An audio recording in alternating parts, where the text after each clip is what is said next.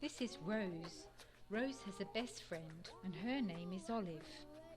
Their families live in the top end of the Northern Territory of Australia. There are lots of pandanus palms here. Pandanus palms have tall, thin trunks with long, spiky leaves at the top. Olive's mum, Kerrang, makes beautiful coloured baskets, mats and bags from pandanus leaves. The most special of these are used in important ceremonies. But some bags and baskets can be used for collecting bush foods. Kerrang collects the pandanus stringy bark and colour from the bush with her friends. Today, Rose and Olive are going to help. She only wants the softest and newest sheets of pandanus leaves. These are at the very top of the spiky palm.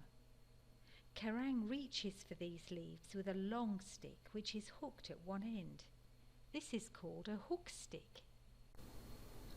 Often there are nests of pesky green ants in the palms. Oh, be careful where you sit, warns Olive. Green ants have a ferocious bite. I once collected a nest in my pandanus bag, was bitten all the way home. Olive's auntie has found some stringy bark. She gives Rose some to chew. This makes the brown bark soft enough to turn into bush string bags. The bark tastes sweet, like gum, so Rose chews happily for some time before her jaw begins to ache. Need more practice, says Auntie, grinning when she sees Rose rubbing her sore face. When Kerrang has collected enough pandanus to fill her sack, they rest in the deep, cool shade. Picking pandanus is very hot work.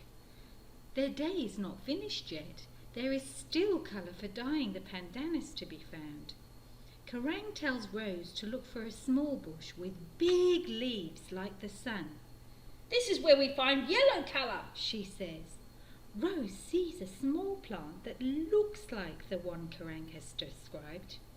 Maybe this is one, Kerrang, Rose shouts to her. Yes, yes, she says, squinting in her direction. I think you may have found some, Rose. Kerrang walks to the plant and starts digging at the roots, tugging occasionally to try and free it from the soil. She digs deep and harder, but still the roots hold strong. Auntie comes to help her pull. Suddenly the roots let go of the earth. Auntie and Kerrang tumble over laughing. Kerrang holds up the big, bright yellow roots. Big mobs, yellow colour from this one, she says happily. Now we need to get those pink berries for colour.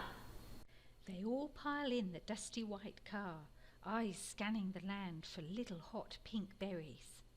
Auntie sees them first and holds up her arm to stop. They clamber out and, using their shirts as basket, fill them to overflowing with small berries. It is midday now, and because the hot sun is overhead, they must find some shade by the river. Kerrang and Auntie have packed a picnic lunch of cold manimunak, magpie goose, sandwiches and icy water.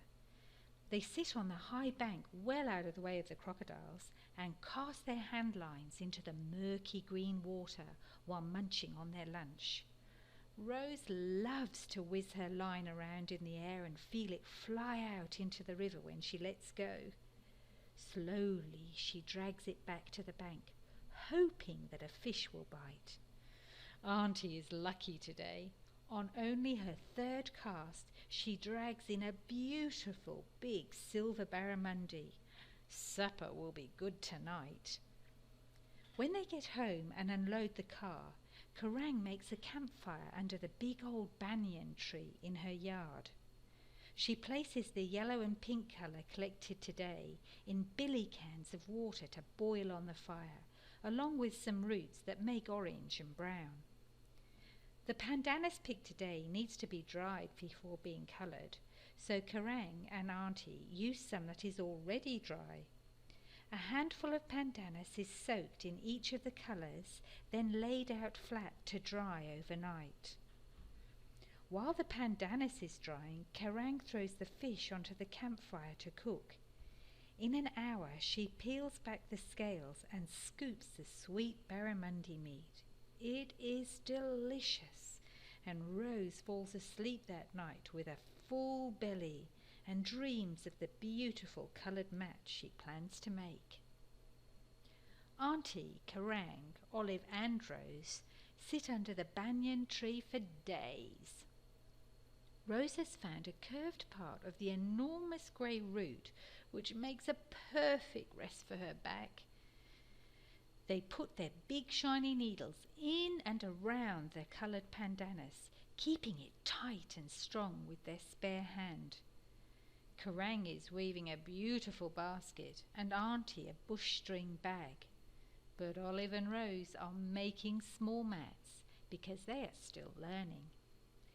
In 3 days they are finished. The weavings are a beautiful sight. Nabard, Olive's father, comes over to look at what they have been up to. Good baskets. He says to Kerrang and Auntie. Very strong and tight, beautiful colours. But these ones?